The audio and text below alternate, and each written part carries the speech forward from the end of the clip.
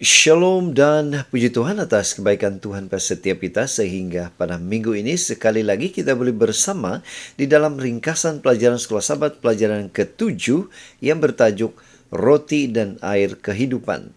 Untuk memulai pembelajaran kita, mari kita berdoa. Bapa di syurga, terima kasih atas kebaikan-Mu karena bersama dengan kami sementara kami mendengar dan mempelajari pelajaran Sekolah Sabat kami pada minggu ini. Di dalam nama Yesus kami berdoa. Amin. Sekali lagi tajuk Sekolah Sabat kita, Roti dan Air Kehidupan. Dan untuk mempelajari pelajaran Sekolah Sabat kita pada minggu ini, ada baiknya kita membaca ayat-ayat seperti yang tertera di screen Anda dan saya.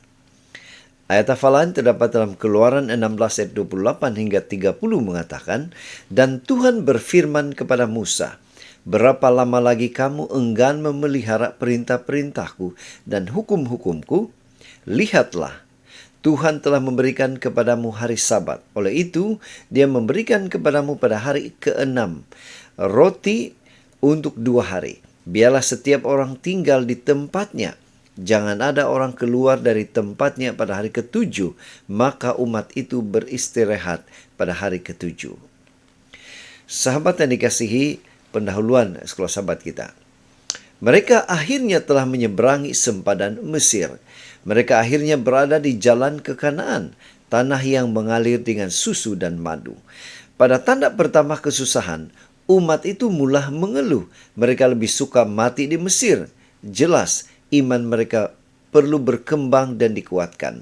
Maka Tuhan memberikan mereka air dan roti, melindungi mereka daripada musuh, dan membantu mereka mengatur diri. Selama 3 hari, semuanya kelihatan sempurna. Tetapi bekalan yang mereka miliki semakin habis. Bagaimana mereka boleh memberikan makan kepada 2 juta orang di padang gurun? Pena Inspirasi mengatakan, pengalaman pelbagai orang Ibrani adalah satu sekolah persediaan untuk rumah yang dijanjikan mereka di Kanaan. Tuhan mahu umatnya pada zaman ini meninjau kembali dengan hati yang rendah dan roh yang boleh diajar segala cobaan yang dialami oleh Israel purba, supaya mereka dapat diajar dalam persediaan mereka untuk Kanaan surgawi. Dan untuk mempelajari pelajaran Sekolah Sabat kita pada minggu ini, kita akan membagikan kepada 5 tajuk seperti yang tertera di screen Anda dan saya. Kita masuk di tajuk yang pertama, yaitu air yang pahit. Keluaran 15 ayat 23 mengatakan, ketika mereka sampai di Marah, mereka tidak dapat minum airnya karena pahit. Itulah sebabnya tempat itu dipanggil Marah. Nah, jika Tuhan bersama kita, bagaimana mungkin sesuatu yang buruk berlaku kepada kita? Ini nampaknya falsafah bangsa Israel setelah menyeberangi Laut Merah. Tuhan mau kita sadar akan kehadirannya, menanti perintahnya, menaati perintahnya, dan bekerja sama dengannya. Dia juga meminta Musa untuk membantu melakukan mukjizat dengan menyuruhnya melemparkan sebatang pokok untuk menjernihkan air itu. Keluaran 15 ayat 25. Nah, mendapati air itu tidak selamat diminum, mereka mengeluh, apakah yang akan kami minum? Tuhan boleh saja menyucikan air itu sebelum mereka tiba, tetapi Dia menunggu saat yang sesuai. Jika Israel memenuhi syarat-syarat Tuhan, mentaati hukum yang diberikannya, mereka boleh pasti bahwa mereka akan dilindungi daripada kejahatan.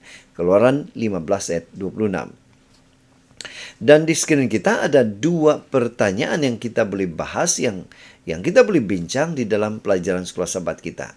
Dan saya juga siapkan jawaban ringkas kepada pertanyaan-pertanyaan yang tertera di screen itu. Dan Anda boleh membacanya dan boleh membahas pelajaran ini kemudian. Baik, kita masuk di tajuk yang kedua, yaitu burung puyuh dan mana. Nah, Keluaran 16 ayat 15 mengatakan, ketika orang Israel melihatnya, berkatalah mereka seorang kepada yang lain, apakah ini? Sebab mereka tidak tahu apa itu, tetapi Musa berkata kepada mereka, inilah roti yang diberikan Tuhan kepadamu menjadi makananmu. Keinginan untuk makan daging menyebabkan Israel merungut terhadap Musa dan Harun. Keluaran 16 ayat 2 hingga 3. Tetapi rungutan mereka sebenarnya terhadap Tuhan sendiri. Nah, apa masalah mereka sebenarnya? Pertama, mereka lupa masa lalu. Kedua, mereka fokus pada kesukaran masa kini. Ketiga, mereka hilang pandangan terhadap masa depan yang dijanjikan.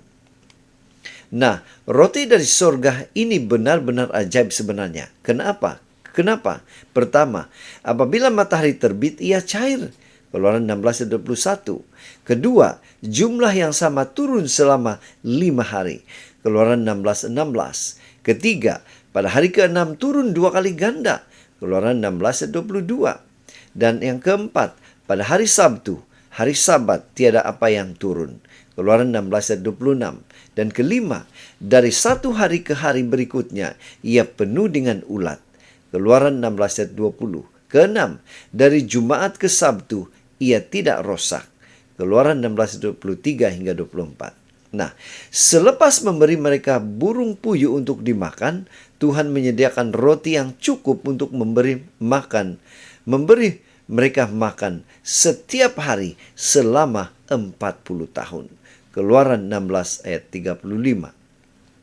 Nah, di screen kita ada 2 pertanyaan yang kita boleh bincang di dalam kelas sahabat kita. Dan saya juga siapkan jawaban ringkas kepada pertanyaan ini. Kita masuk di tajuk yang ketiga yaitu air dari batu. Nah, Keluaran 17 ayat 6. Maka aku akan berdiri di sana di depanmu di atas gunung batu di Horeb. Haruslah kau pikul gunung batu itu dan dari dalamnya akan keluar air, sehingga bangsa itu dapat minum. Demikianlah diperbuat Musa di depan mata tua-tua Israel. Nah, adakah Tuhan ada bersama kita atau tidak? Keluaran 17 ayat 7. Bukankah Tuhan menghantar roti dari surga setiap hari? Tidakkah mereka melihatnya dalam awan? Bagi mereka seperti juga bagi kita, Kristus adalah sumber kehidupan dan pemberi hidup kekal. Nah, walaupun mereka tidak percaya, Yesus sendiri membelah batu karang dan terus menyediakan air sepanjang perjalanan mereka. Dia adalah, tanda kutip, batu rohani yang mengikuti mereka. 1 Korintus 10:4. Ketidakpercayaan yang ditunjukkan oleh Israel sangat mengherankan.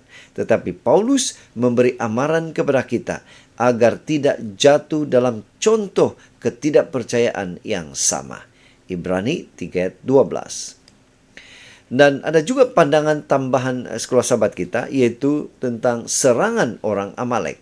Nah, Keluaran 17 ayat 8 katakan, orang Amalek datang dan menyerang orang Israel di Rafidim. Nah, ketika mereka meneruskan perjalanan melalui padang gurun, orang Amalek menyerang Israel dan Musa meminta Yosua untuk mempertahankan mereka, sementara dia, Harun dan Hur naik ke gunung dengan tongkat Tuhan. Mereka telah mendengar apa yang Tuhan lakukan di Mesir, tetapi tidak seperti orang Kanaan lain. Mereka tidak takut. Mereka mengejek Tuhan dan mencabarnya dengan menyerang umatnya hanya untuk membuktikan mereka lebih kuat daripada Tuhan. Nah, mengapa orang Amalek menyerang? Sudah tiba masanya beban tindakan dikongsi oleh pimpinan lain. Harun dan Hur menyokong Musa dan membantunya menjayakan kerja Tuhan. Seterusnya menewaskan musuh. Selagi Musa mengangkat tongkat Tuhan, Israel menang. Tetapi apabila tangannya penat, Israel dikalahkan. Keluaran 17 ayat 11. Nah, di screen kita ada 2 pertanyaan yang kita boleh bincang di dalam kelas-kelas sahabat kita. Dan jawaban ringkas juga saya sertakan. Mudah-mudahan ini membantu kita di dalam mempelajari pelajaran sekolah sahabat kita. Kita masuk di tajuk yang keempat, yaitu Yitro. Keluaran 18 ayat 21. Di samping itu, kau carilah dari seluruh bangsa itu orang-orang yang cakap dan takut akan Allah. Orang-orang yang dapat dipercaya dan yang benci kepada pengejaran suap. Tempatkan mereka di antara bangsa itu menjadi pemimpin 1.000 orang, pemimpin 100 orang, pemimpin 50 orang, dan pemimpin 10 orang. Nah, melihat tanda yang Tuhan nyatakan kepada Musa, Yitro bersama Zipora dan anak-anaknya pergi menemuinya di Horeb. Keesokan harinya, selepas melihat Musa menghakimi seluruh rakyat seorang diri, dia memberikan nasihat bijak. Bagikan tanggung jawab atau kongsikan tanggung jawab. Keluaran 18 ayat 17 hingga 23. Nah, Yitro, walaupun bukan orang Israel, menyembah Tuhan. Oleh itu, selepas mendengar laporan Musa tentang apa yang berlaku di Mesir, dia memuji Tuhan dan mempersembahkan korban kepadanya. Musa dengan rendah hati mengakui kata-kata Tuhan dalam nasihat ini. Oleh itu dia menerima nasihat bapa mertuanya dan memilih orang yang berkebolehan untuk memikul tanggung jawab. Nah, ciri-cirinya adalah menghormati Tuhan, boleh dipercayai, dan membenci rasuah. Nah, di screen kita ada 2 pertanyaan yang kita boleh bahas atau bincang di dalam kelas-kelas sahabat kita. Dan jawaban ringkas juga saya sertakan, semoga boleh membantu kita di dalam membahas sekolah sahabat kita pada minggu ini. Kita masuk di tajuk yang kelima, roti dan air hidup. Yohanes 6 ayat 51. Akulah roti hidup yang turun dari surga. Sesiapa yang makan roti ini akan hidup selama-lamanya. Roti ini ialah dagingku yang akan kuberikan untuk kehidupan dunia. Paulus memberitahu kita bahwa kisah-kisah Keluaran ditulis untuk pengajaran kita, yaitu ia mempunyai penerapan rohani dalam hidup kita. Kisah-kisah ini memberi amaran kepada kita sebenarnya terhadap apa? Terhadap ketamakan, penyembahan berhala, percabulan, mencabar Tuhan, dan mengumpat.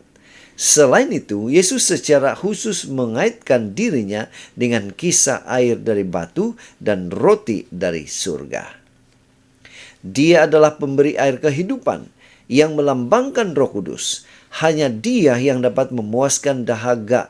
Dalaman kita akan damai, sukacita, dan kebahagiaan. Yesus berkata, Dia adalah roti sejati yang turun dari surga. Roti itu adalah dagingnya sendiri.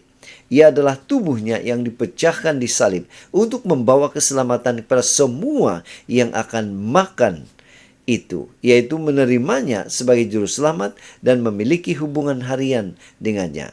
Hanya Kristus dapat memuaskan kelaparan dan dahaga rohani kita. Dan seterusnya, saudara, ada 3 pertanyaan di screen yang kita boleh bincang di dalam kelas-kelas sahabat kita.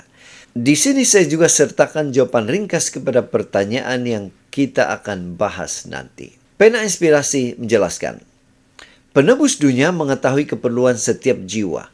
Apabila kita tertekan dan lesu, Dia tahu dan Dialah yang menyediakan kesegaran rohani. Mintalah kepadanya, berjaga-jaga dalam doa, dan Ia akan datang.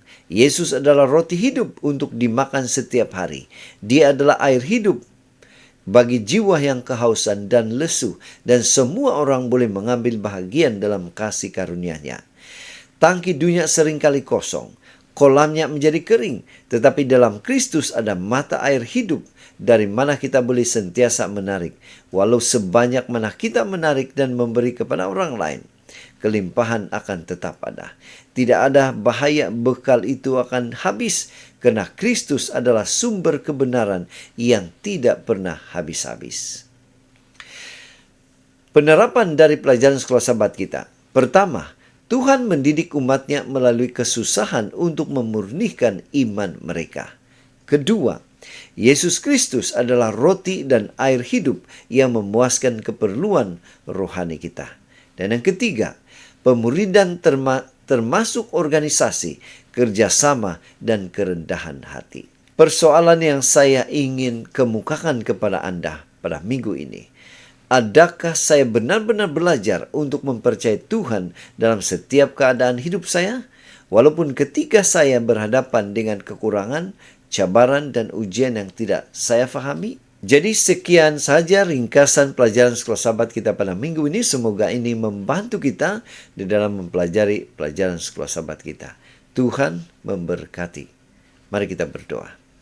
Bapa Surgawi, terima kasih karena membantu kami, menolong kami, sementara kami mempelajari pelajaran sekolah sahabat kami pada minggu ini.